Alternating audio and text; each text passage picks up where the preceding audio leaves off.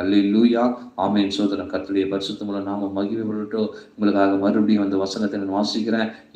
சகோதரன் சங்கீதம் 30 11. என் புலம்பலை ஆனந்த கழிப்பாக மாற பண்ணினீர், என் மகிமை அமர்ந்திராமல் உம்மை கீர்த்தனம் பண்ணும்படியாக நீர் என் ரட்டை களைந்து போட்டு மகிழ்ச்சியும் கட்டினால் என்னை எடை கட்டினீர் என்று சொல்லி, ரட்டை களைந்து போட்டு மகிழ்ச்சியும் கட்டினால் என்னை எடை கட்டினீர் என்று சொல்லி வசனம் சொல்லுகிறது. ஸ்தோத்திரம். பாருங்க, பழைய காலங்கள் என்ன செய்வாங்க அப்படின்னா, ரட்டு அப்படிங்கிற ஒரு உடை இருந்துச்சு. அந்த ரட்டு எடுத்து அந்த உடை எடுத்து ஒரு மனுஷன் போடுறனாலே அது வந்து ரொம்ப துக்கமா இருந்தா மாத்திரம்தான், சொல்ல முடியாத துக்கம் இருந்தா மாத்திரம்தான் அந்த ரட்டை உடை எடுத்து என்ன செய்வாங்கன்னா போடுவாங்க. அது வந்து சணல் நூல்ல செய்யப்பட்ட ஒரு நூல், அது ஒரு துணி. அது என்ன செய்வாங்கன்னா அதை போட்டாலே அவங்க துக்கத்தில் இருக்கிறாங்கன்னு சொல்லி ஒரு அடையாளம். அப்போ இந்த இடத்துல அவர் சொல்றாரு, என் ரட்டை களைந்து போட்டு மகிழ்ச்சி என்னும் கட்டினால் என் இடை கட்டினீர் என்று சொல்லி.